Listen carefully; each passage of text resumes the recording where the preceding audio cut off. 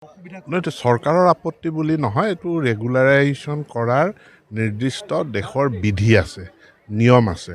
কেতিয়াও বেকডেটত, কাৰণ তেওঁলোকৰ চাকৰি কণ্ট্ৰেকচুৱেল হিচাপে যেতিয়া যোগদান কৰিছিল, সেই ডেটত আপুনি কেনেকৈ ৰেগুলাৰাইজ কৰিব নোৱাৰে।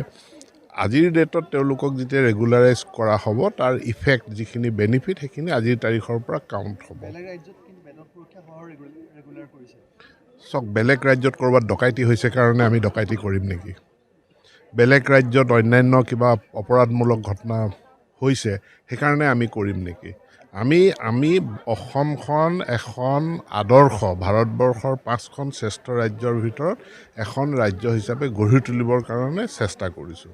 গতিকে আমাৰ তুলনা কিছুমান পিছপৰা ৰাজ্যৰ লগত নকৰিব। আমাৰ তুলনা আগবঢ়া ৰাজ্যৰ লগত, এটা আগবঢ়া ব্যৱস্থাৰ লগত। গতিকে আমি যি কৰিছোঁ আমি আমাৰ বিত্তীয় বিধিসন্মতভাৱে কৰিছোঁ, আৰু ইয়াত আমাৰ যিসকল শিক্ষক আছে তেওঁলোকে কথাখিনি বুজি পাইছে, তেওঁলোকে সহযোগিতা আগবঢ়াইছে। আন্দোলনৰ কথাটো সেইটো তেওঁলোকৰ ইচ্ছা অনিচ্ছাৰ কথা, কিন্তু চৰকাৰ চাকৰি যেতিয়া কৰিছে চৰকাৰী বিধি নীতি নিয়ম মানি পেলাই কৰিব লাগিব।